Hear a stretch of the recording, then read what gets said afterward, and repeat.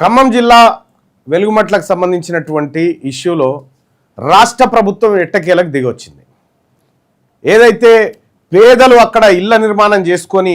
బ్రతుకుతా ఉన్నారో, ఖమ్మం కలెక్టరేట్ దగ్గరలో ఉన్నటువంటి ఆ భూమిపైన కొంతమంది అక్రమార్కుల కన్నుబడి ఆ భూములను అమ్మకాలకు పెట్టి విపరీతమైన దందాలతోటి ఆ మొత్తం వ్యవస్థను చెరబట్టినటువంటి నేపథ్యంలో ప్రభుత్వం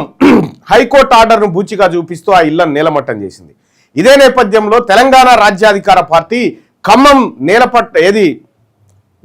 వెలమట్ల గ్రామానికి వెళ్ళి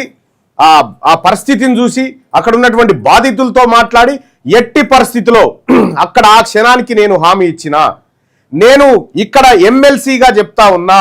ఈ భూమిలో ఒక్క గజం భూమి కూడా పోనివ్వను, ఈ భూమి ఖచ్చితంగా ఇక్కడి పేదలకే దక్కేలాగా నేను చేస్తా,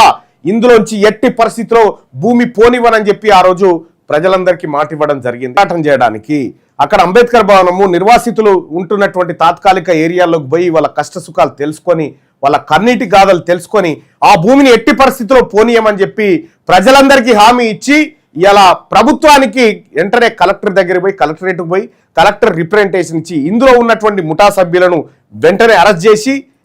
పీడీ యాక్ట్ పెట్టి అసలైన పేదలు ఎవరైతే ఉన్నారో ఆ పేదలకు అక్కడే నిర్వాసితులకు అక్కడే అదే భూదాన్ భూముల్లో పట్టాలు